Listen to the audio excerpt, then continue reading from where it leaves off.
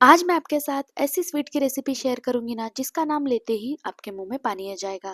Hello दोस्तों, आज मैं जो रेसिपी आपके साथ शेयर करने जा रही हूँ वो है एकदम सॉफ्ट सुपर क्रीमी ऐसी श्रीखंड की रेसिपी। एक बार अगर आपने घर पर इसे बनाकर खा लिया ना, फिर तो आप इसे मार्केट से खरीद कर लाना ही बंद कर देंगे। तो चलिए इसे बनाना स्टार्ट करते हैं। तो यहाँ पर मैंने एक बड़ा सा मिक्सिंग बोल ले लिया है। इसी के अंदर यहाँ पर हमें एक छन्नी रखनी है।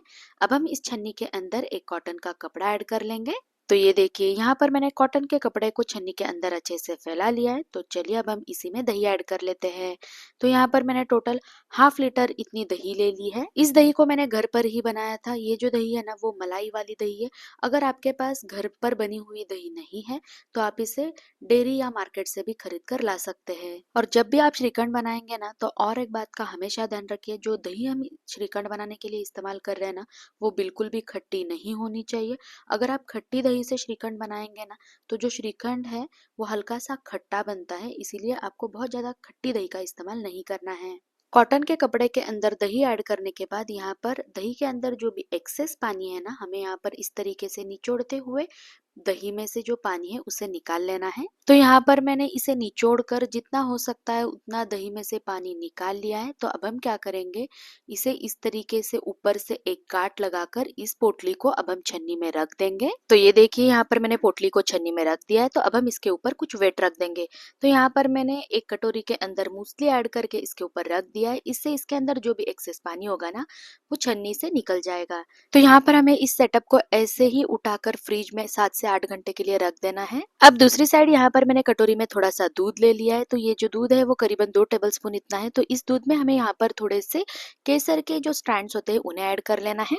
अगर आपके पास केसर नहीं है तो आप इस प्रोसेस को स्किप भी कर सकते हैं। बिना केसर के भी जो श्रीखंड है वो बनकर तैयार होता है। तो केसर ऐड करने के बाद यहाँ पर हमें इस दूध को 15 से 20 मिनट के लिए साइड में ढक कर रख देना है। यहाँ पर हमें दही की पोटली को फ्रीज में रखे हुए 7 से 8 घंटे हो चुके हैं। तो चलिए अब हम इसे एक बार चेक कर लेते हैं।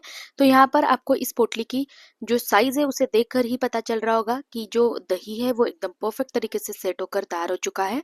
और यहाँ पर आप कटोरी में देख सकते हैं जो दही में से एक्सेस पानी था वो कुछ 1/4 बोल इतना निकल चुका है। इस पानी को आप बिल्कुल भी फेंकिएगा मत। इस पानी को आप जो आटा लगाते हैं उसमें भी ऐड करते हुए आटा लगा सकते हैं। ये बहुत ही न्यूट्रिशियस होता है। तो फाइनली 7 से 8 घंटे बाद हमारा जो चक्का दही है वो बनकर तैयार हो चुका है। आप यहाँ पर देख सकते हैं इस दही में जो पानी का कंटेंट है वो कितना सारा कम हो चुका है और सिर्फ जो दही का सॉलिड पार्ट है वही बचा है। आप इस चक्का दही को ऐसे ही डेयरी से भी खरीद कर ला सकते हैं, पर यहाँ पर मैंने आपको घर पर आप कैसे इस दही को बना सकते हैं उसका भी तरीका मैंने यहाँ पर इस वीडियो में बताया है। कॉटन के कपड़े में से सारे चक्का दही को यहाँ पर मैंने निकाल कर एक बोल में ट्रांसफर कर लिया है। तो यहाँ पर आप देख सकते हैं आधे लीटर दही से मैंने इतना सारा चक्का दही घर पर ही बनाकर तैयार कर लिया है। तो यहाँ पर मैं आज आपके साथ श्रीखंड बनाने का एकदम जो आसान तरीका है ना, एक बार अगर बच्चे भी इसे देखेंगे ना तो वो भी इसे बहुत ही आसानी से बना सकेंगे। इतना इजी तरीका मैंने आपके साथ शेयर किया है।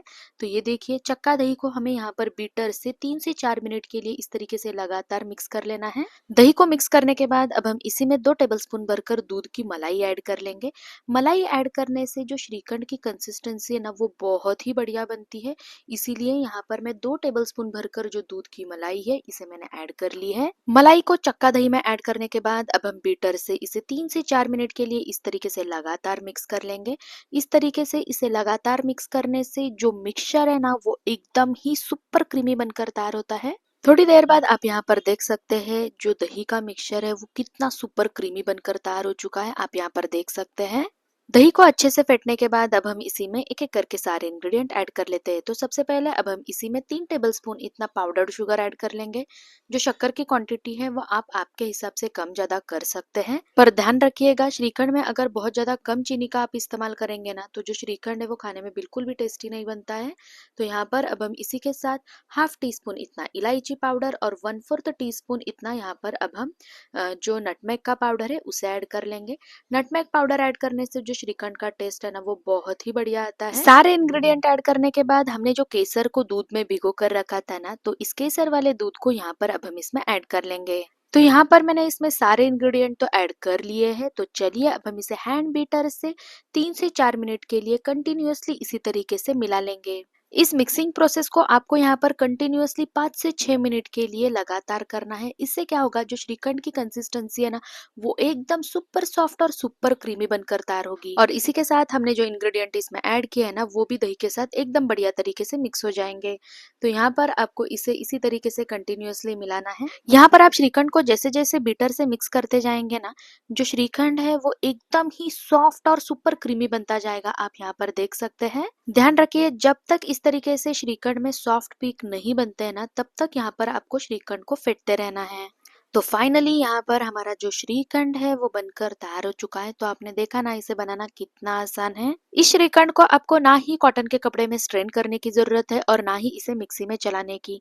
बस हैंड ब्लेंडर से ही आप इतना बढ़िया श्रीखंड घर पर बनाकर तैयार कर सकते हैं। हमने जो श्रीखंड बनाया है ना, वो कितना परफेक्ट बना है वो मैं आपको एक बार यहाँ पर दिखा देती हूँ। तो यहाँ पर मैंने एक स्टील की थाली ले ली है। तो इस थाली में यहाँ पर हमने जो श्रीखंड बनाया उसे मैंने ऐड कर लिया है। श्रीखंड को थाली में ऐड करने के बाद अगर मैं थाली को इस तरीके से घुमा रही हूँ या उल्टा भी कर रही हूँ, तो जो श्रीखंड है वो बिल्कुल भी प्लेस से मूव भी नहीं हो रहा है।